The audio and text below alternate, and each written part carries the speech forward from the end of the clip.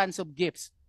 Public officials and employees shall not solicit or accept directly or indirectly any gift, gratuity, favor, entertainment, loan, or anything of monetary value,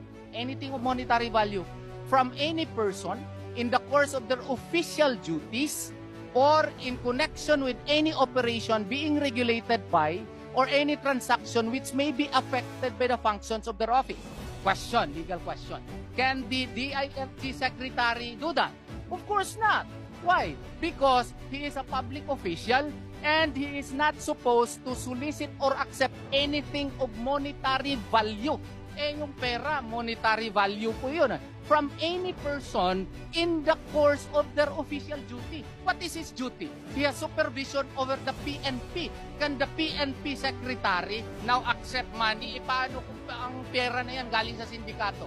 O yung pera na yan galing sa isang tao na gusto siya tulungan para maging siyang senador at saka meron itong tao na ito, mga transaksyon sa DILG, mga kontrata for instance. And that is the reason why Republic Act 6713 is very strict on the matter. There are even Supreme Court decisions which mandate public officials to remember always that public office is a public trust.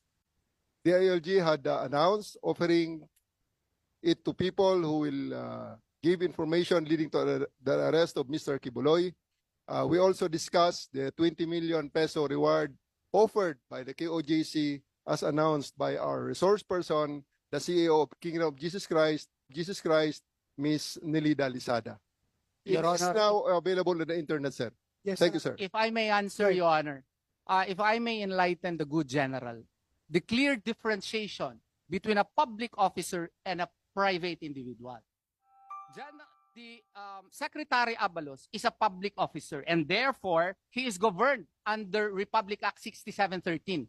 KOJC is a private organization and therefore it cannot be governed by Republic Act 6713, especially in this case, Your Honor, that there is gross violation of the law being committed by the highest officer who is supposed to implement all laws concerning interior and local government matters. That is an illegal act, Your Honor, and therefore it is within the right of a private organization to raise money to identify this particular person who raised money in order for Pastor Apollo Kibuloy to be arrested because it is illegal for any government officer to accept money from private persons, Your Honor. So if KOJC would react,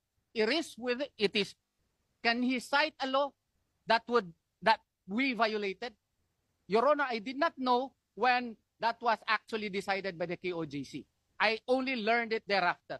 But when I assessed, ano ba? Wala silang batas na nilabag.